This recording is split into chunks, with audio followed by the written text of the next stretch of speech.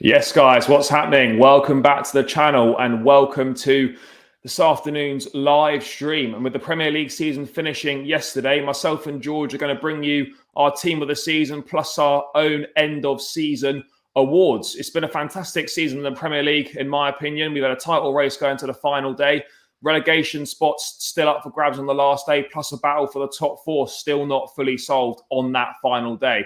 Two great domestic cup finals, really well contested games, despite from a Chelsea perspective for us being on the losing side each time. I think it's been a fantastic season. Mohamed Salah and Heung-min Son sharing the golden boot, 23 goals apiece. Salah also topping the assist chart with Kevin De Bruyne winning the Premier League Player of the Year and Phil Foden taking the Young Player of the Year. So there's been a lot going on in this Premier League season. And for me, it's been one of the best in a long time for those reasons I've said. I mean, George, how would you assess it as an overall period for the Premier League this season? I think the Premier League has always been in a great place, but I think it's in a really special place right now with, stuff going on right until the last day at both ends of the table. Well, we're very blessed to have the two best sides in our own league who are the best in the world currently. I think it's very hard to dispute Liverpool, Manchester City are in a world of their own at the moment. And I think it's been a really good season for the slightly lesser clubs, which makes the league slightly more competitive and exciting. You've got your West Hams in there, Spurs obviously qualifying for the Champions League for the first time in a while. So it's been a great season, and obviously what the drama that unfolded at the top and the bottom of the table yesterday just proves that it is the best league in the world. There's absolutely no doubt about that.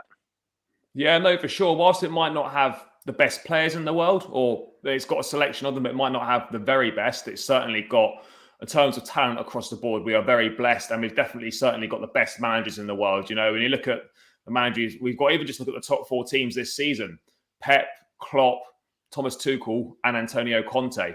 I mean, you're not going to find many better managers than those four in world football. So we are extremely lucky. I mean, obviously, Tottenham getting into the Champions League was massive for them, considering how things were at the start of the season under Nuno. But George, I'm going to start at the opposite end of the table. We said goodbye to Burnley. Obviously, couldn't match Leeds' result on the final day of the season. So they ultimately say goodbye. I think, for me, not really sad to see them go. They're a bit of a shitter, really. They've been overachieving for a long time now. I think, the budget they've had at that club, Sean Dyche has worked wonders to keep them in the Premier League for so long. But eventually, you can't stay up every year, and it kind of catches up with you. And do you think that's the right result in the end? Obviously, the table doesn't lie, but Leeds just about getting away and Burnley are gone. How do you feel about that? Disappointed for the work that Sean Dyche has done, because it's going to be extremely difficult for them to bounce back up. I think there'll be a situation at Burnley where they'll just stay down there now. And I think Sean Dyche should have been given the opportunity to get them out of that hole with the experience and the quality that he had. I don't. It's difficult. It's not. I don't disagree with Burnley wanting to twist and perhaps change the manager and hope that boosts results. Ultimately, it didn't work. It did boost results initially. It wasn't enough, but they did pick up 3 wins. They did. Yeah. So I think obviously ultimately it didn't get what they were looking for, but there was an increase in results which didn't really look like happening under Dyche. But I mean, yeah, are you going to miss Burnley in the Premier League?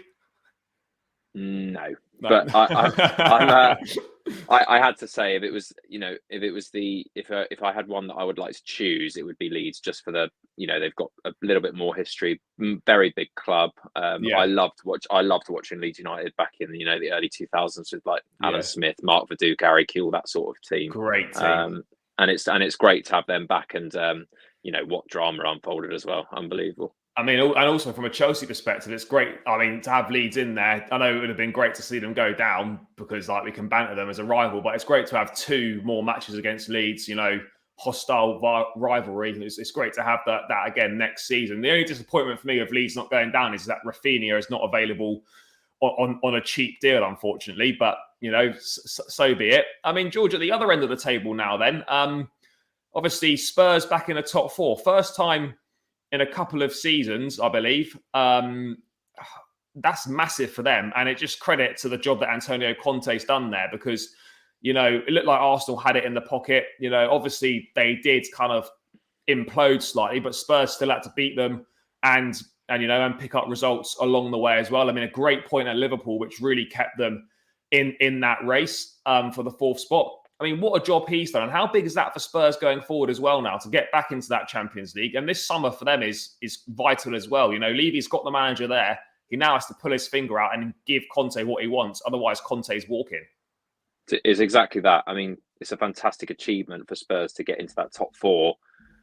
But it's all going to determine what they do next. That's going to really define, have Spurs changed their mentality, or are they just going to be the same old with Daniel Levy saying, look, you can't have these sorts of players, Conte going nuts and walking, and then they just end up back at square one. They have to push on. I honestly do share the opinion from a lot of fans and neutral fans that Spurs get a couple of windows right and manage to keep Conte. I really do think that they could close the gap. I'm not saying they're going to win the title, but they can certainly be in that next bracket along with Chelsea to challenge, because I think they have got full of talent and class. I think there's a lot to be done. I think they're a couple of windows away, but a lot of things to get right. But if they were to bring in 4 or 5 very decent players under Conte, we've seen what he's done before. Inter won the league, Chelsea won the league. I don't know. I've got a good feeling about Spurs, but it's all providing they break that mold of what they're so used to doing, which is basically just fucking it up, really, to be honest with you.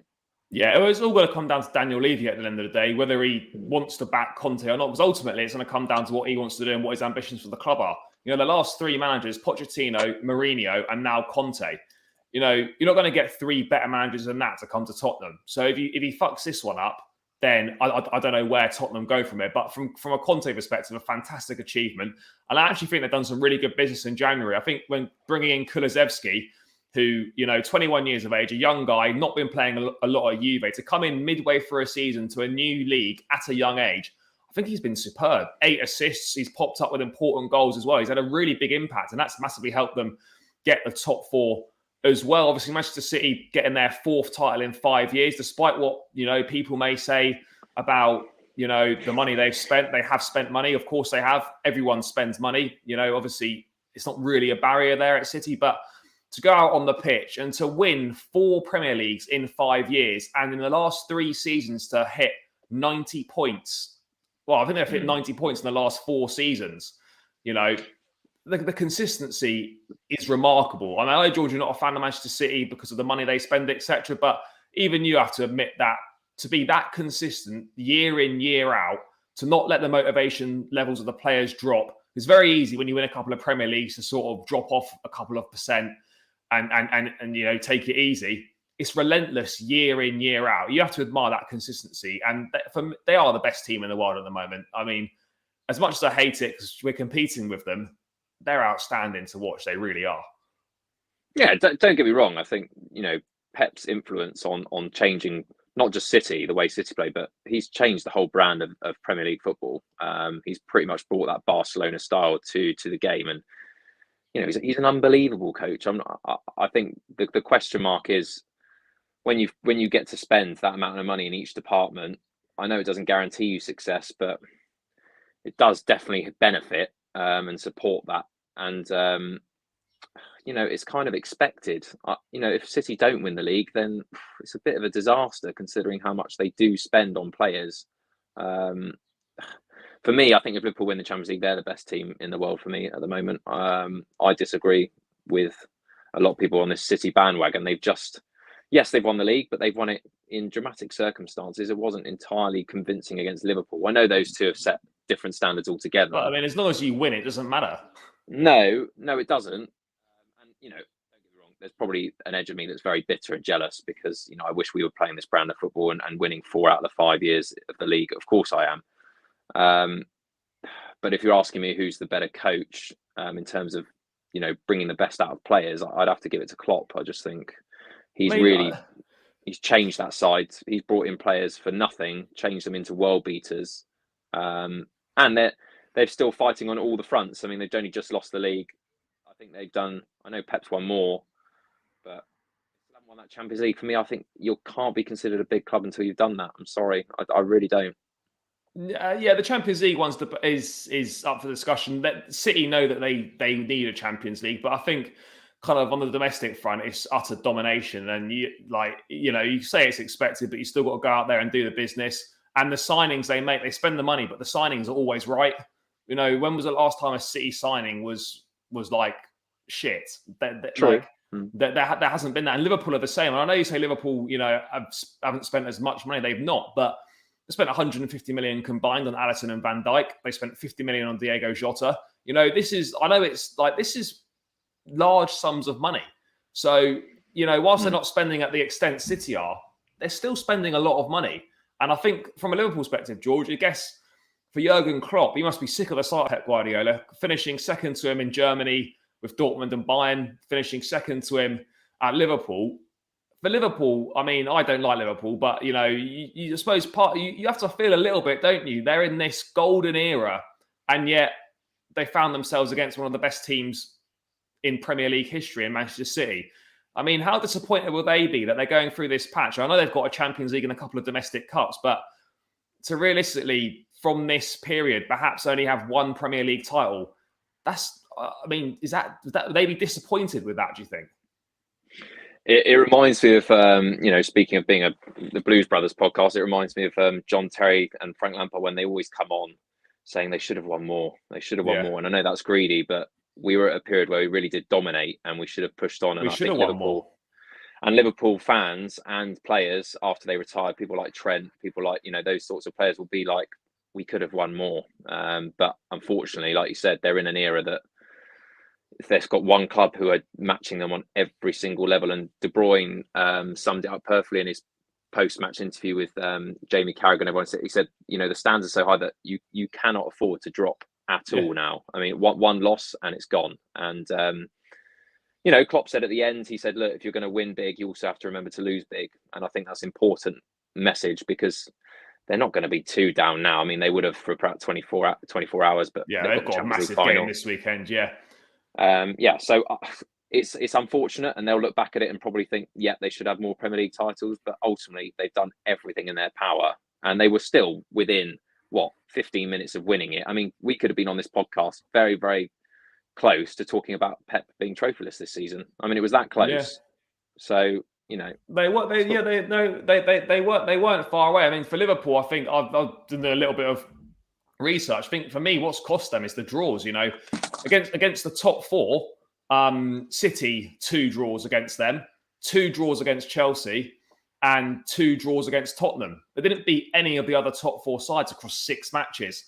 Ultimately, that's where they've missed out, isn't it? Really, it just goes to show how important winning those games is against the teams in and around you. Because ultimately, when the standards are so high, that's what's going to cost you, and that's ultimately where they've fallen up short. Burnley had more wins against teams in the top 4 than Liverpool did this season. Yeah, but I think City have that advantage of creating more chances, but also scoring more goals. I think that's always going to help you in a league title race because they can get themselves out of trouble. You saw it a few times. Even yesterday, Liverpool were starting to get a little bit frustrated and lacking options and killing off games. The Spurs one was a classic example. I think City win that game. Yeah. It's just, things like that, 2-0 down to Villa and have an amazing, crazy spell, which I know Liverpool are capable of as well. But you just feel with the options that City have to bring off the bench, they've always got that advantage of outscoring teams that Liverpool maybe just lack that extra 5%. Yeah, but I think we're blessed, to have 2 teams at the peak of their powers going at it season in, season out. And we'd love to join the party, but we're being honest with ourselves, we are still a little bit of a way off. I mean, George, moving away from the season as a whole then, obviously the individual awards were given out. Phil Foden, Young Player of the Year, we discussed that yesterday on the post-match stream. Didn't really agree with that. I think there were far more worthy recipients, i.e. Trent or Mason Mount. I think have had better seasons than Phil Foden. But I wanted to talk about the Player of the Year. Obviously, he went to Kevin De Bruyne. He's had a fantastic season, 15 Premier League goals, and I think he's might even be double figures for assists as well. I can't actually remember. No, not double figures for assists, but 15 Premier League goals, and he, chipping in with assists. He's been talismanic for Manchester City. But is there an argument? I'm not saying he's not a worthy winner, but is there an argument that for Mohamed Salah to be Golden Boot winner and top the assists charts, that he's bang unlucky not to have walked away with the Player of the Year? Yeah, you can definitely make a case for either of them. I think no one's wrong. to give either one as their pick. But again, look at how the awards are given out. It's probably always given to the league. I think if Liverpool win the league yesterday, it's given to Salah. As simple as that. And how influential Kevin De Bruyne was in that specific game to win the title as well, with the pass to Gundogan at the far stick. I mean, it's just for me, he is the best footballer in the Premier League all round, without a shot. I don't even think Salah's close. I really don't. I know Salah's a world class player in his own right, but I think what Kevin can do with the ball all round is I haven't seen anything like it in the Premier League. It's remarkable. I mean, and who would have thought that he'd go on to do what he's doing when he had that stint at Chelsea where, let's be honest, he was awful. I hate it when people say, oh, no, why did we get rid of him? We should have got rid of him. He did nothing at the club to warrant staying. I don't think anyone at the time, Chelsea fans, would have said, oh, why are we getting rid of him? Like, it's just unfortunate. We've taken 2 big L's on Salah and De Bruyne. But, that's just life. That's football. That's just kind of the way it goes, unfortunately, for us. But, I mean, George, let's get into our teams of the season then. I'm going to bring the screen up now. We're going to go with the standard 4-3-3 formation. Guys, as always, get involved in the comments, get involved in the chat. Let us know your thoughts. Go on the 4-3-3 formation. I'll kick things off then between the sticks. Now, for me, it's kind of a toss-up between 2 goalkeepers, either Ederson or Alisson. Both had fantastic seasons this season. 20 clean sheets apiece. And ironically, Hugo Lloris of Tottenham was third best or second best if you count those two as joint first, with 16 clean sheets. And Edouard Mendy keeping 14. I mean, it really could have gone to either goalkeeper, but for me, I've just gone with Ederson purely because he won the league. That's the only differing factor I could really get between the two. 20 clean sheets apiece, not a lot between them. So I've just gone with Ederson for the reason that he's won the league. I'll put him in my slot now. George, have you gone for the same or someone different? I've gone for your other option. I've gone for Alisson. Again, nothing between them. Both equal amount of clean sheets.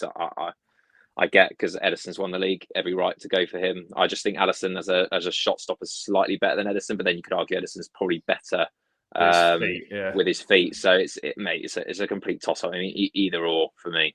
Yeah, there's no big issues there at all. Moving to right back then, mate. I'll let you kick this one off. I mean, what I would say is that if Reece James had been fit for the whole season, he would have been in my team. But because it's a team of the season, I couldn't put him in because he's missed so much of the season through injury, unfortunately. But yeah, kick things off right back, mate. Who have you gone with?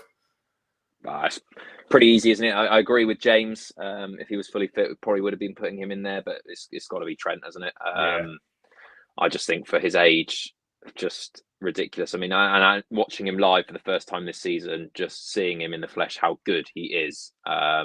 It's remarkable. I know there's still question marks over his defending, but my God, I mean, at his age, we are so blessed as English people to be having so many selecting people at right back that we can take to the Winter World Cup. So, I think it's got to be Trent. I don't think anyone's even close. Do you think, I mean, is Kyle Walker got a shout or not really?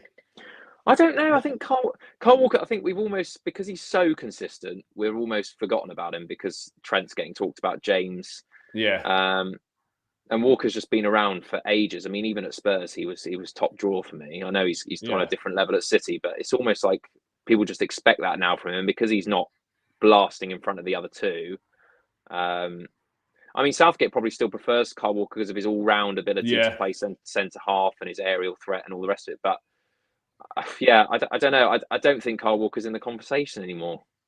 No, perhaps not. I think, I agree with Trent's standout season, but the fact that Reece James was only 3 assists behind him, having played 1,000 minutes less. I mean, it goes to show that I think if Reece James had been fit for the season, he's comfortably in the right back slot for the team of the season. Moving to the left-hand side then, again, it would have been easy for me just to go with Andy Robertson. I think he's had a good season. Not as spectacular as he's had seasons in the past, but I'm going to go with someone from Manchester City, João Cancelo. I think whilst he may not have the numbers that Trent has, or numbers that perhaps other fullbacks have got, I mean, I think he's absolutely superb. The way he contributes to that Manchester City team, assists, goals, the way that he comes into midfield, I just think he's an absolutely exceptional football player. And he is vital to how Manchester City play. So for that reason, for me, I've gone with João Cancelo at left back. Who Who have you gone with, mate? I presume you've gone with someone different. No, I've gone with exactly the same. I've gone for Yeah. João Cancelo. It's on my sheet. Yep. It was a toss-up between him and Robertson. Those were my only choices. And I thought, just as you said, mate, I don't have anything to add. I think he's crucial to how the system works. And, apart from Robertson, we haven't really seen a world-class left-back for a long, long time, in my opinion, in the league. No. And but he's next level.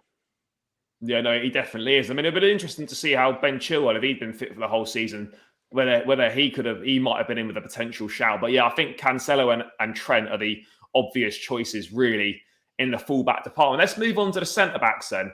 I'm going to give you my pairing. I think we've probably both got one in. I'm going to go with Van Dijk as one of mine. Have you got Van Dijk in yours? No, I don't, mate. No, I don't. No Van Dijk. No Van Dijk. No Van Dijk. I've gone Van Dijk. I mean, ultimately, I know Liverpool didn't win the league, but he's been a key part of the side. They've gone very close to the quadruple, competing that deep on four fronts. With such few games left, they played every single game possible to them. I think he's their standout player, and he's an outstanding centre half. He really is. So I think it's only right that he goes in the team. The other one, I was thinking about this. Man City, I could have gone with Ruben Diaz, but I don't think he's had as good a season this year as he had the season before. He's had a few more injuries, perhaps not as influential. I don't think John Stones warrants a place, or Aymeric Laporte or anyone like that. I've actually, surprisingly, I've gone with a Chelsea player, and I've gone with Thiago Silva.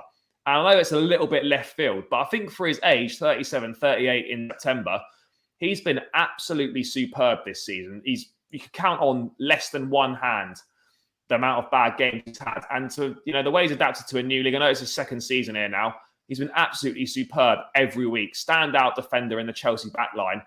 I just think for me, he gets in, but I can understand why people might go for Ruben Diaz. But I think Thiago Silva's been absolutely superb this season. So I've gone with Silva and Van Dijk. Mate, you've also got two completely different ones. Who have you gone with?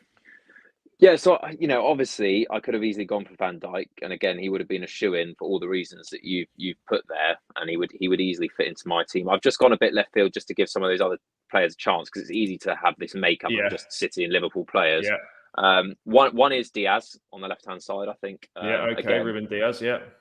I get your point that he hasn't had as good a season, but I still think he's keeping a lot of the other big centre-halves at the club at bay, which tells a story in itself that Pep still has faith in him over someone like John Stones, for example, who was pretty much a first-team player a couple of years ago. Yeah. And I think he has transformed them. I really do.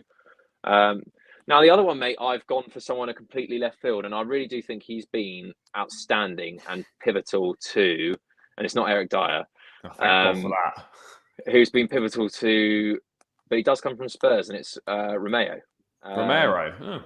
I think under Conte, he's been a totally different animal. I really do. And I've watched a lot of Spurs when Conte's taken over, and they have transformed defensively, definitely. And you can see that from the amount of clean sheets that Lloris has got.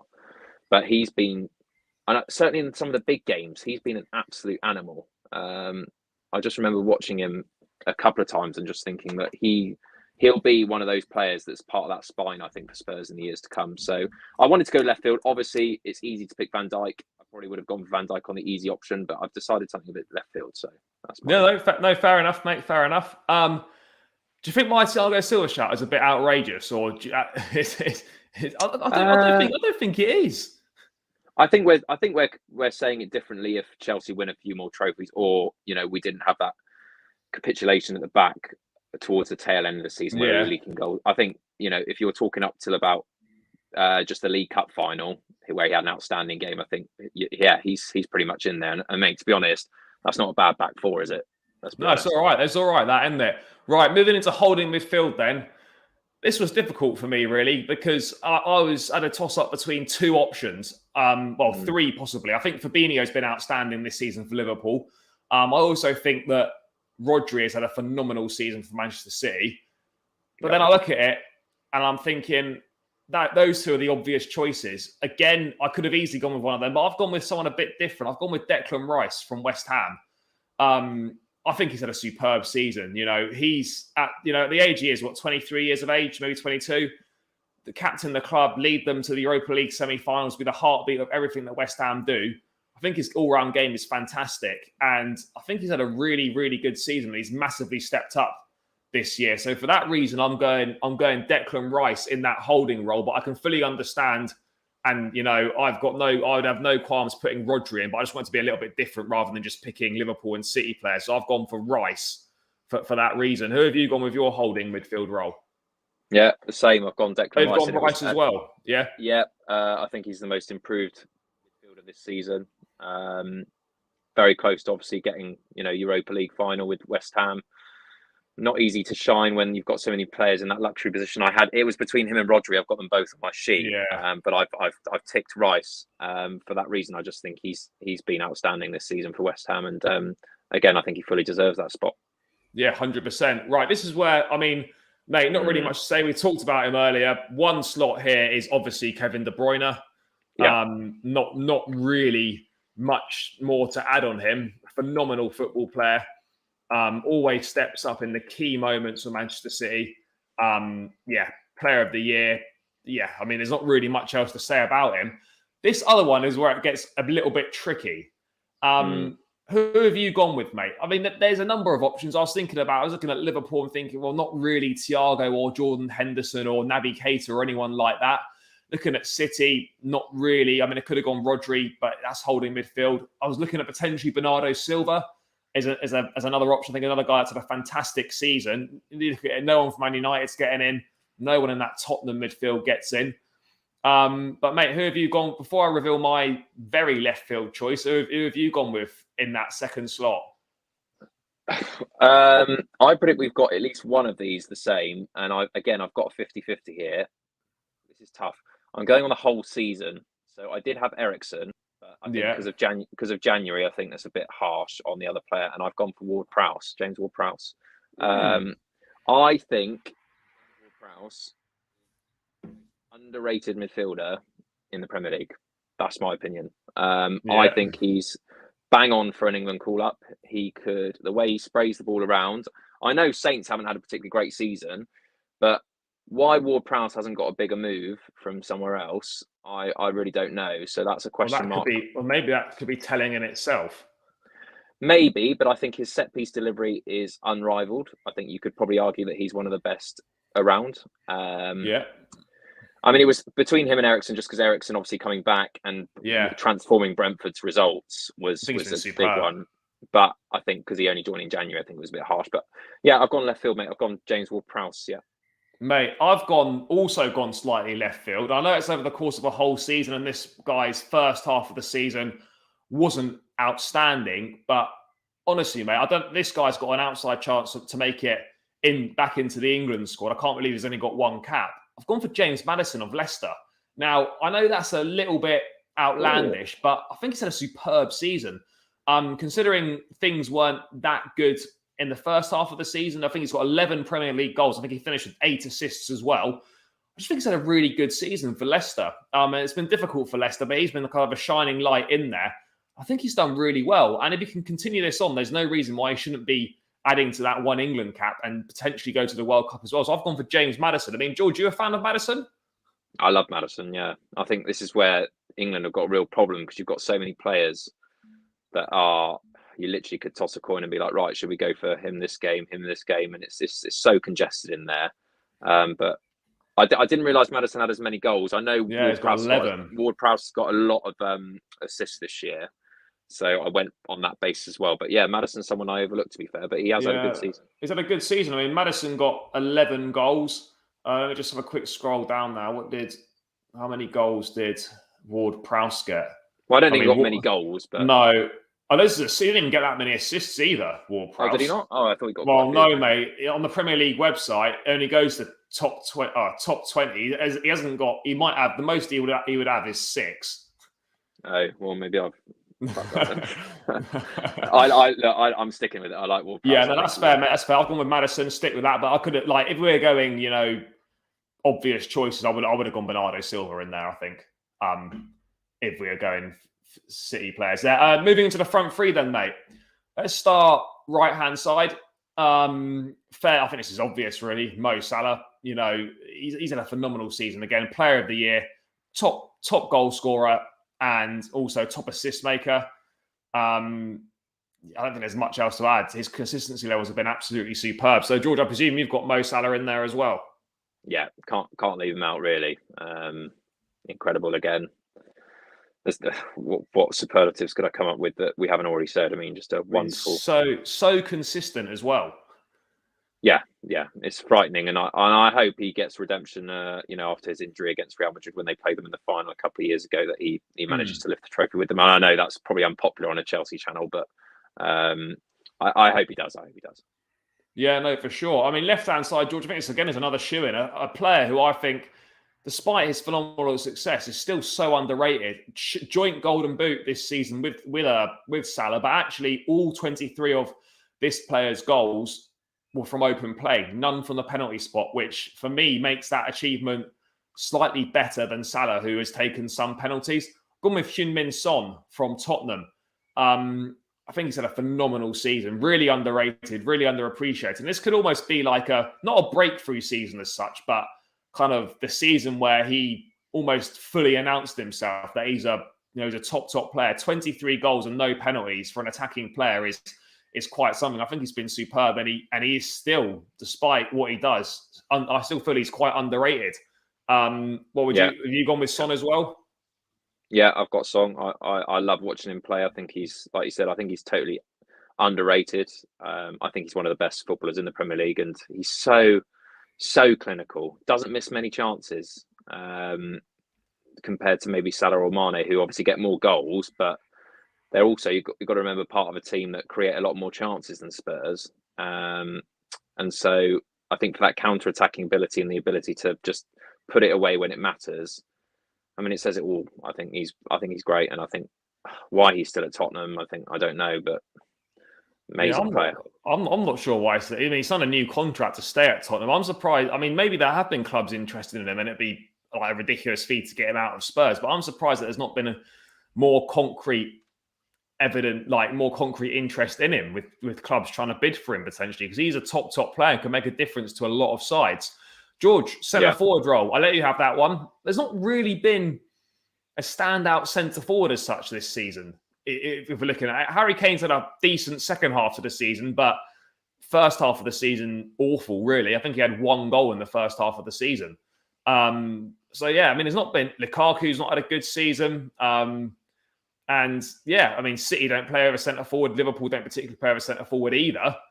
It makes this one quite difficult. It's not really left field, but it's perhaps not someone that most people would go with. But I'm going to let you go first. Who have you gone with for the centre forward? This was surprisingly quite tricky. Well, it was tricky because there was no real standout one. But for me, I think Harry Kane. You've gone Kane. I think, yes, didn't have a great first half of the season, but he's more than made up for it in the second half. He's literally catapulted Spurs into the top four with his contribution, along with Songs alone. I still think he's the most lethal striker in the Premier League. I think he's just such a complete player. It's just a shame that he's someone who's going to be at Spurs, unfortunately, and not win many things, accolades himself. But there was a toss-up, possibly like Diego Jota for like his contribution to Liverpool in big games. But really, I was struggling. I was looking further down the bottom, couldn't really think of anything. And for me, I think Harry Kane still made up the numbers, so I'm giving it to him. Fair, mate. I've gone with Cristiano Ronaldo. I know he's been part of an absolutely awful Manchester United side, but to come back to the most difficult league in the world at 37 years of age and to still score 18 Premier League goals this season, one more than Harry Kane, obviously 5 off being top scorer, and to contribute in that Man United side that's been quite frankly awful. He's single-handedly got them out of Champions League group stage. I know that's not the Premier League, but I think he's had a phenomenal season at 37 years of age to come back to this league. Shows his desire, shows how determined he is, the mentality he's got, and to score 18 Premier League goals in your first year back at 37 years of age, I think it's superb. And he's been the one bright light in a awful Manchester United team. So I've gone with Ronaldo for the fact that he's 18 Premier League goals at 37 years of age, still managing to do it in the most difficult league. So I've just given him the nod. Was Ronaldo in your thinking at all, mate? He was, yeah, he definitely was.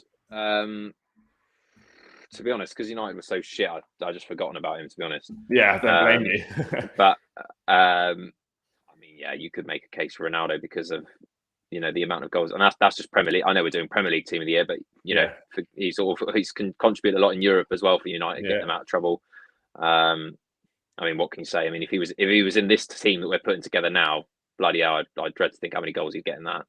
Yeah, no, he'd certainly get a lot, mate. To be fair, we've actually agreed on a lot more players than I thought we might. We've agreed on 6 there, and we've disagreed on 5. Half the team, pretty much. Yeah, that's not bad. So it's not, mate. It's not bad, all things considered. Obviously, guys in the chat, let us know. If you have anyone different in there. Yes, I know that Maddison, Ward-Prowse, etc. slightly rogue shouts, but we didn't want to just go with the obvious City or Liverpool players because you could quite easily just make this whole team up of City and Liverpool, and that wouldn't be an outrageous thing to do. But yeah, that's our team. That's myself and George's team of the season. 6 players the same, 5 different. Mate, to round out then, let's talk about manager of the year. We're going to do manager and signing of the year to round out. It's always so obvious to go with like a Pep or a Klopp. I mean, I'd probably say we're going Premier League manager of the year. It's obviously got to be Pep because they won the competition. I don't see how it would go to anyone else. But outside of Pep and Klopp, George, my shout for manager of the year is Eddie Howe at Newcastle. I think he's been absolutely phenomenal since he's come in. Yes, they spent money in January, but it's difficult first window of a big takeover to get players of the right quality to come to Newcastle. I think they'd won one game or not a single game by Christmas. And, they were rooted to the bottom. And the fact he's got them comfortably mid-table, he's done an absolutely phenomenal job. And for me, he'd be the manager of the season if I was picking it. I mean, would you agree with Eddie Howe? Have you got someone else in mind? I absolutely love Eddie Howe, by the way, as well. Every time he gets appointed, whether he was at Bournemouth, and I knew he was going to be right for the role. And his new signings weren't exactly like bankers. I mean, you got Chris Wood up top, who he's not really contributed much, but but then again, he weakened the relegation rival at the time. True, so it was quite smart business. I suppose other shouts are on my list. I had David Moyes. I think he's done an incredible job this year. Thomas Frank at Brentford. Do you think he's done a good job to keep them up first season? I think he's done a good job. I'm not manager of the season, but it's a good job. With newly promoted sides, I always base it on the second season, always, and we'll see what happens to Brentford next season. My shout there was Conte. I just think, again, similar to the Newcastle job, I think with the mess that they were in, and then to kind of go to a team that aren't necessarily tipped off favourites to turn it around, was going to really test his credentials. And again, he had the same squad that all the other managers had, and to get them top 4. I know Arsenal. I know they were competing with a side that particularly were on a bit of a miracle run, but he's done his job and saved that club from embarrassment, really, with the players that they've got. So, I mean, I think the 2 signings in January made a massive difference. Without Kulusevski and Bentancur, Spurs for me don't get top 4. No. So again, I don't want to give it to Pep because I think that's just an easy. It's a cop out. So for me, Conte, but Eddie Howe is a worthy winner for sure. Yeah, I'd go with Eddie Howe for me. I think it's superb considering the position that Newcastle were in. Right, well, let's move on to signing of the season then. This is quite difficult actually. There's not really been like that many standout signs. You look at the big money deals over the summer. Obviously, Ronaldo came back on a free, but that's kind of a glamour signing. Look at Lukaku and Grealish, not really contributing as much as you have perhaps expected them to. And then, I mean, mate, who have you gone for signing of the season? Because it's been quite difficult, hasn't it? Yeah. So my toss up. So the reason why I left him out of the Premier League team is because I knew we were going to come onto this. So I had Cristiano Ronaldo on my list, just in the fact that a free transfer for a return of 18 Premier League goals is So if you're taking it on signing purposes, I mean, he has saved Manchester United from absolutely oblivion, really, hasn't he? They could have been easily, without his goal contribution, they're bottom half. I mean, that's the reality of it. I've got Eriksen as signing of the season. I really do. Yeah. I think the January, I thought that was absolutely spot on, and he transformed that side to, you know, a side that would have been really struggling to. I mean, the run that they went on with his, I think, I can't remember the stat, but every game that he's played, remarkable points return, and for the story as well. I just think it's an incredible Premier League story for him to come back, and yeah, what a player. Yeah, I think it's a superb player. Yeah, I mean, signing of the season as a whole is quite difficult to pick, obviously. But what I would say is, mate, it's a toss up between. I can understand your shout on Ronaldo, but I just think with Man United doing so poorly, perhaps kind of cancels out a little bit. I went Eriksen. I did go. Yeah, Eriksen. I totally get your Eriksen one, but you know, another guy that I think Eriksen's been superb, but someone else who I think again came in January and has been phenomenal. Luis Diaz. I mean, I think he's been absolutely superb. I think, to be honest, mate, the January signings I think have had more impact than a lot of the summer signings. I mean, obviously, I can't remember all the summer signings, but off the top of my head, I can't really. Ronaldo obviously is a standout summer signing as such, but the ones that come in January, Eriksen, obviously, Luis Diaz has been superb, and Kulusevski as well at Tottenham coming in January. I think, arguably, you know, to have those three have all had massive, massive impacts, and either one of them would be kind of a worthy winner. But I'm just going to go with Luis Diaz because, you know, he's come in from a different league partway through a season, picked up 2 trophies, and he's fitted in like he's been there for years. So I've just given him the nod. But mate, you've gone Eriksen just on that. And what have you made of Diaz though, briefly? I just don't know where they find these players recruitment wise. I just think it's mad. Literally, you wouldn't even think he's a signing. It's just surprising, isn't it? Because January signings tend to be flops. Yeah, tends to be the other way around. But this season, we've really seen a turn in people hitting the ground running, and it's he's the example where you go, right. You know, you haven't played Premier League football. You're coming in January, no excuse, and he's done exactly that. And again, watching him live, just so direct, amazing ability with his feet. I mean, he pulls out the skills like no man's business. So, and he could end up being a European champion as well. So not bad, eh? Yeah, I think he might have actually got a Portuguese league medal as well for playing the first half of the season with Porto because they won the Portuguese league. So it's not been a bad season. 2 domestic cups, a Portuguese league, and potentially the biggest one of them all, the Champions League. So I think he's been superb. Yeah, that seems like a good point to round out then. That's myself and George's kind of own like end of season awards plus our team of the year. Thanks so much, as always, for getting involved in the chat. Please do smash a like on the stream. Please do click that subscribe button. We're edging ever closer to the 500 mark, so please do hit the subscribe button. It really helps us out. Spread the word. Get your mates to subscribe. Get anyone to subscribe. We're almost at 500 now, so that would really mean a lot if you could help us get there.